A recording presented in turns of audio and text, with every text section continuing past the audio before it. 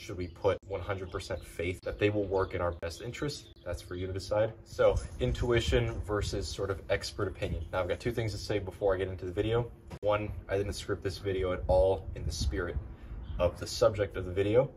And two, I'm not going to be talking about any scientific research, papers, data at all in this video. So if that's what you came for to understand the difference, then this isn't the video for you. All right, so intuition versus expert opinion. When I think of the subject matter, the two topics that are most easy for me to understand are diet and lifestyle, but there are many more that this can apply to on a more macro, like societal, community, cultural scale. But those are the two, diet and lifestyle, that I can most relate to and understand easily. So the example I came up with was, this example might sound stupid, but do koalas ever wake up and think, what should I eat today? Should I have potatoes? Should I have corn? Should I have a steak? Should I have peas? Should I have crackers? No, they choose eucalyptus leaves. They have other things around them. You know, they could have the bark from the eucalyptus trees.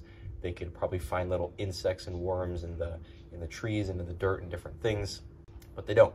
They don't ever have to question this. They wake up, they know eucalyptus leaves is what I'm gonna eat.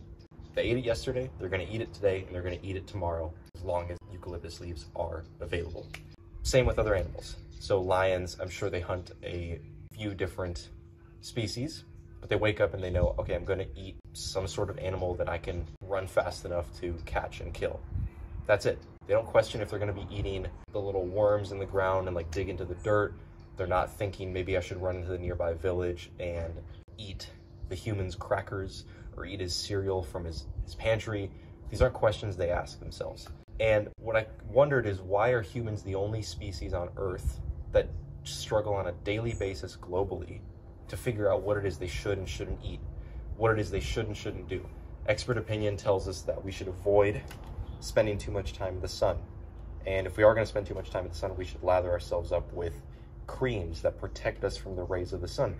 But intuition tells me, and tells many other people, that the sun feels really good. If I'm sitting here for 2 hours, I might get to a point where I'm a little uncomfortable, a little too hot. Then my intuition is telling me, go seek shade, go seek cooler weather, go seek water to cool off. That's intuition. Intuition is going to tell me that meat tastes good. Whether you're vegan or not vegan or anything around that, it's hard to deny that the smell of meat smells good. When I was vegan, I would smell barbecues next door, and my intuition told me that smelled amazing. Or salt is another great example. We're led to believe by expert opinion that salt is dangerous. Salt can cause hypertension and high blood pressure, and I'm sure a host of other things. But salt tastes amazing. Try any food without salt, put a sprinkle of salt on it, it tastes better. That's our intuition telling us something. And to add to that, I've heard Paul Saladino, Carnivore MD, for you guys that know him by that name, he often references to human evolution, the fact that we still exist today, as the greatest meta-analysis ever done.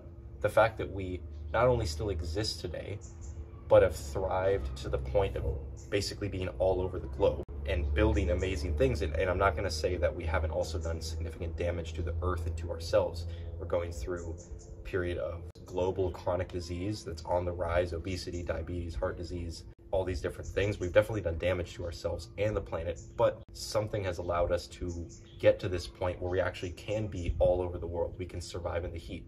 We can survive in the cold. We can build machines that can take us from point A to point B in a few minutes rather than hours. So that to me is one of the biggest indicators that we've done something right. Our intuition has gotten us to a point to be able to survive and thrive. So something is working here. Something in our brain, something in our senses, something going on between our brain and our senses allows us to choose the right thing to do to survive and thrive and reproduce and build amazing things. So I think our intuition today in modern times is one of the most underutilized and sort of downplayed things we have. We live in a world where we leave our intuition off to the side in favor of expert opinion. When we're trying to figure out what we should eat and shouldn't eat, rather than allowing our own intuition to dictate that, we go onto Google and say, what foods are healthy?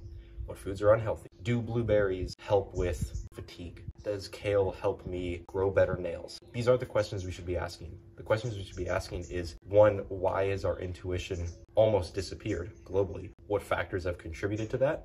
And what can we do to regain it? And I think a big thing is going to be mindset around our intuition. When our body tells us something, I need water, I need electrolytes, I need food, I need sunlight, I need sleep, These are indicators inside of our bodies that have been around for tens of thousands, if not millions of years, that have been perfected to the point of letting this entire species thrive. That to me is more powerful than any paper, than any doctor, than any analysis of different papers. Again, I didn't come into this video wanting to or even having any research to back up anything that I'm saying. It's more of how can we regain it and what factors are there that have essentially close to destroyed our intuition. I'm remembering another quote from Ben Patrick, Knees Over Toes guy. He was doing a 3 tips for dieting. I don't remember the 3 tips exactly, but one of them was talking about how modern foods that didn't exist in caveman times. It's much more difficult today to select healthy foods. When we go to the grocery store, if we were living in a more primitive society, we would only have a few options: meat, fruit, vegetables, and that's probably it. Beyond that, we might have grains if we evolved our farming practices enough. We might have beans, we might have nuts and seeds, and we might have things like honey. For the most part, that would be the entire spectrum of our options. Now we go to the grocery store, the things I just mentioned are a mere 10, 15, 20% of the grocery store. We have all these hyper palatable foods that are cheaper, more shelf stable, more available. You can go into any gas station, corner store, and they're gonna have these foods. If those foods had existed thousands of years ago, of course these people would have also eaten them. We're in a more difficult position compared to people thousands of years ago. And it's due to our own creation of these modern foods. But if we can recognize it, then it makes it easier to use our intuition rather than allow us to be used by the marketing of these hyper palatable foods. So it's a bit of a rant about intuition versus expert opinion. I hope anyone watching this can consciously work on using their intuition more rather than putting your intuition into the hands of a so-called expert. Are they an expert? Possibly. Should we put 100% faith into them that they will work in our best interest? I don't think so. That's for you to decide. Yeah. Hope you like the video.